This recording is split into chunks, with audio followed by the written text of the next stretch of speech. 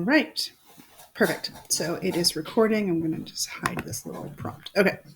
So the first thing that you'll do is you'll go to the CT seller, seller.ctbids.com, log in like you would if you're using the app on your phone. And then what we're going to do is create a new auction.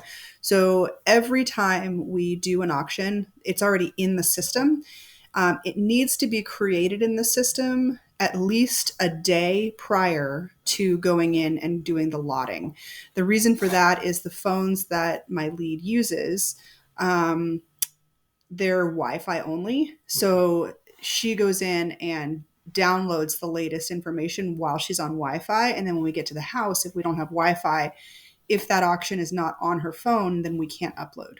So it needs to be done a day prior.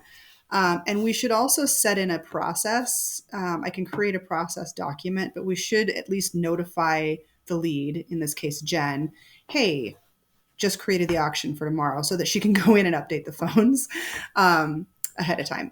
That's at a minimum 1 day prior. Now you can do it a week ahead. You can do it 2 weeks ahead. In this case, the auction we're going to be doing isn't until January 23rd. So we're going to go ahead and create it, and it will be there, and it just sits there until we're ready. So to do that, you come over to sales, and then you're going to see past auctions here. So these are all of our past auctions. If you scroll down, and then you can see like the number of items that we had at each auction, the start and end dates, and the sale address. So we're basically just going to create a new one. So right here, there's a little create tab or button. Location. Now I do have 2 locations. For whatever reason, the Everett Snohomish isn't coming up. So just use the Mill Creek for now. As we scale, we will add the Everett when there's an auction for the Everett location. This information is standard, so don't change the contact phone unless you want to get blasted. The contact email is to me. I have created another email address. At some point this year, I will probably start using that as the contact email and sending people to that. And it would be nice to have an employee manage that.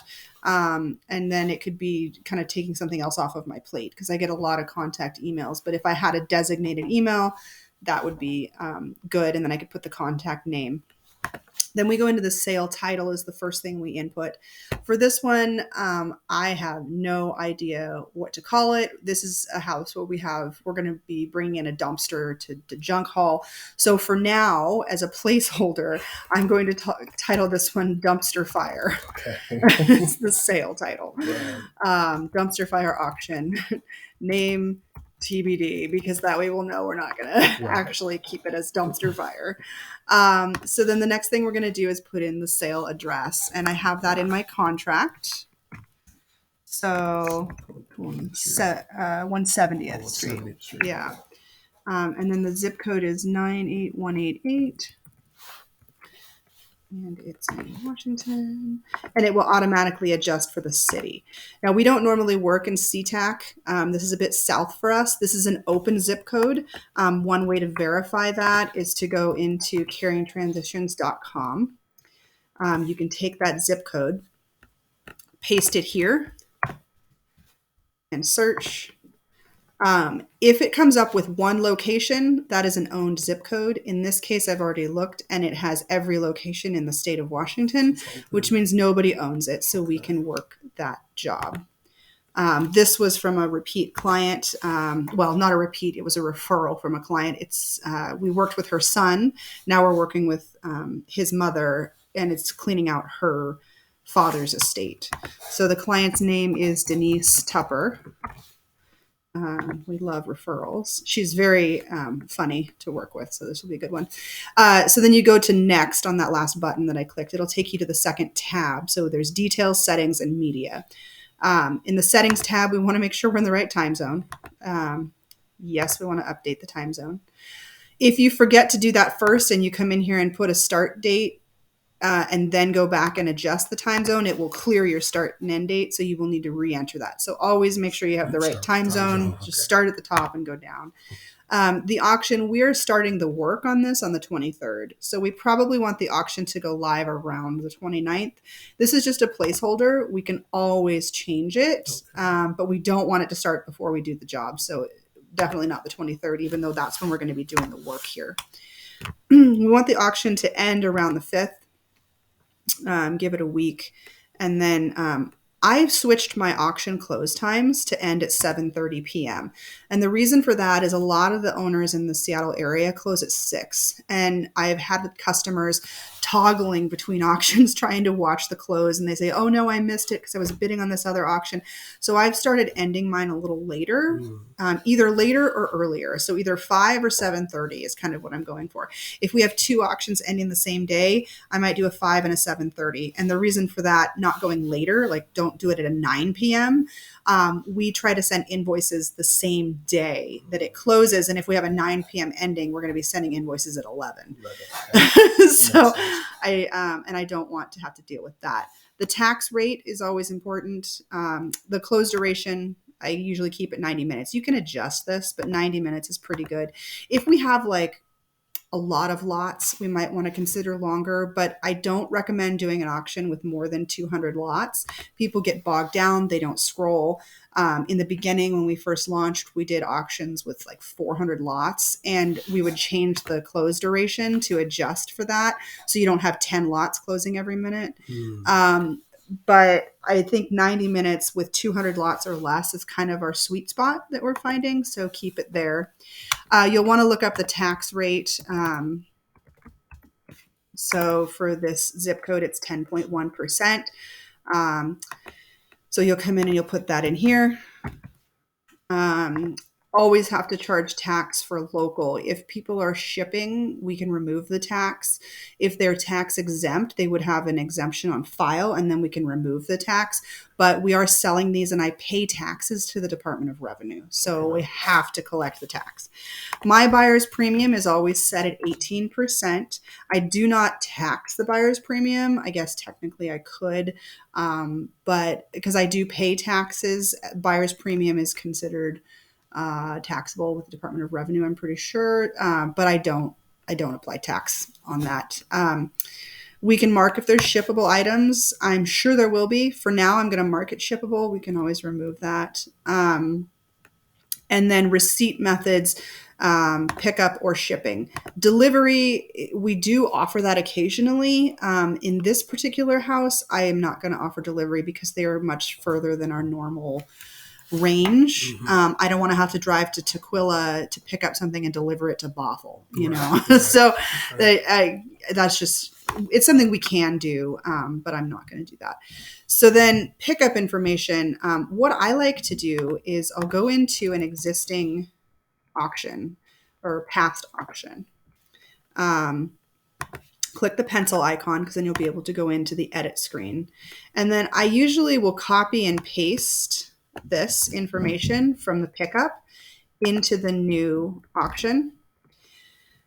But then just make sure you change the dates. So if we're going to have this one ending February 5th, that puts us at the 7th. Tuesday the 7th would be our pickup date. So we will want to change that to say pickups are Tuesday, January 7th. And this is not going to be in Mill Creek. It will be in Tukwila. For this one, I'm going to say 12 p.m. to 4 p.m. in Tukwila.